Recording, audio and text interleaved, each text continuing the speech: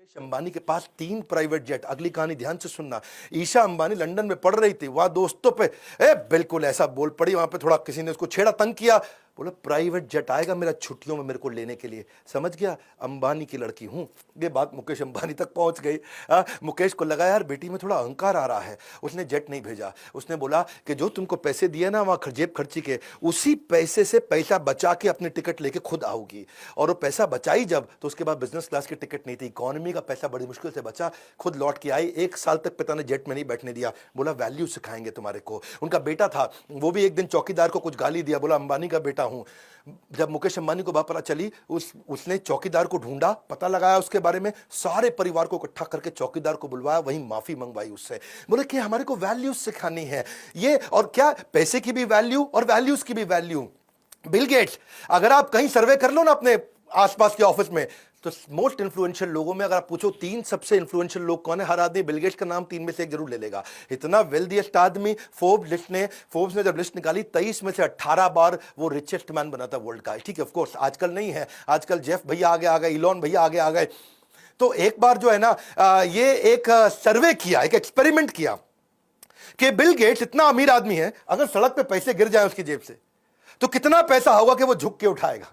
क्या, कितना पैसा होगा कि वो झुक के उठाएगा। तो बिल गेट्स के साथ ये सर्वे किया गया, तो उसने उसकी नेट वर्थ, उसकी पर्सनल एसेट को कैलकुलेट किया, हिसाब किताब लगा के समझे कि अगर $50,000 अगर गिर जाए, है यानी कि लगभग 36 लाख रुपए गिरा होगा, तब बिल गेट्स के लिए झुकना किसी मतलब कोई वैल्यूएबल होगा कि भाई मैं झुकूं, झुक करके पैसा उठाऊं, क्योंकि यार मैं झुकने में इतना टाइम लग जाएगा, इससे ज्यादा पैसा मैं बिना झुके कमा लूंगा, गिरने दे पैसा, जाने दे पैसा।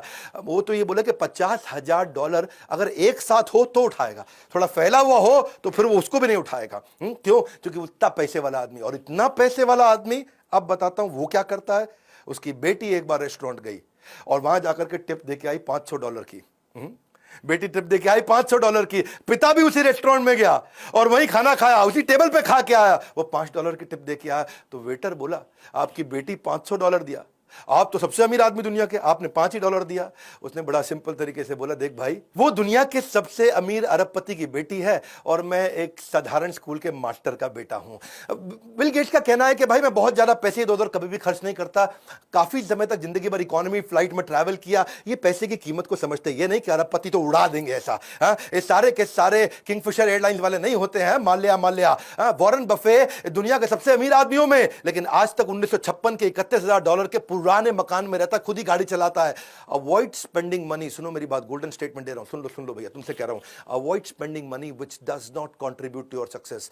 वहां पैसा कभी मत खर्च करना जो आपकी सक्सेस में कंट्रीब्यूट ना करता हो। अगर आपके गोल को कंट्रीब्यूट करता हो तो पैसा खर्च करना ठीक है। फ्रूगल होने का मतलब, कम पैसा खर्च करने का मतलब ये नहीं कि भिखारी बन जाओ, गरीब बन जाओ, मतलब ये है जहां वैल्यू फॉर मनी हो वहीं पैसा खर्च करे। इनकी 5वीं आदत है रिस्क टेकिंग एबिलिटी। करेज, रिस्क, ये रिस्क लेता है। हर बिलियनियर ने जिंदगी में बहुत रिस्क लिए हैं, करेज होता है इनके अंदर। पर ध्यान देना,